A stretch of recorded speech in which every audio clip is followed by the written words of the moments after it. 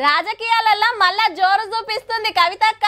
మండలి మీటింగ్లల్ల మొన్న గట్టిగానే మాట్లాడింది. ఇక జాగృతి మీటింగ్లు పెట్టి ఆడోళ్ళ హక్కుల కోసం కొట్లాడాలని ఆవాజిస్తుంది. నడిమిట్లా బీసీ హక్కులు సుతా యాడ్ చేస్తుంది. ఊర్లలకు పోయి జోరుగా స్పీచ్లు దంచుతుంది. బెయిల్ మీద బయటికి రాగానే కొన్ని వద్దులు సైలెంట్ గుండి ఇక ఇప్పుడు కార్యకర్తలకు హుషారు తెప్పించే మాటలు చెప్తాంది. షానొద్దులకు నిజామాబాద్ పోయిన కవితక్క కార్యకర్తలకు జోష్ వచ్చే స్పీచ్ దంచిందబ్బా.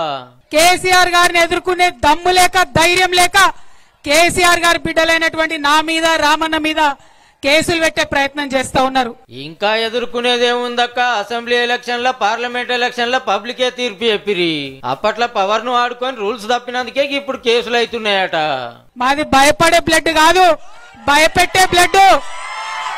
అసలు ఎట్టి పరిస్థితుల్లో భయపడేదే లేదు. ఇదైతే వాజీవే. ఉద్యమకారులను, ప్రజా సంఘాలను, విద్యార్థి సంఘాలను, నచ్చనోళ్లను మస్తు బుగులు పట్టి ఇచ్చిండ్రు. ఏ కార్ రేసింగ్ కేసులో రామన్న లోపడికి పోతాడనే కవితక్క పబ్లిక్ లకు వచ్చిందని కాంగ్రెస్ ఎమ్మెల్యేలు కౌంటర్ ఇస్తాండ్రు. తప్పకుండా నువ్వు అరెస్ట్ అయ్యేది ఖాయం. ఇప్పటికే మీ చెల్లె బెయిల్ మీద ఉంది. కేసీఆర్ ఎట్లా ఫామ్ హౌస్ లో రాడు, ఎట్లా హరీష్ రావు కొత్త దారి చూసుకుంటున్నాడు. మరి 2025లో ఖచ్చితంగా మీకు కొత్త సినిమా చూపిస్తాం. తప్పకుండా మీరు సినిమా చూడాలి.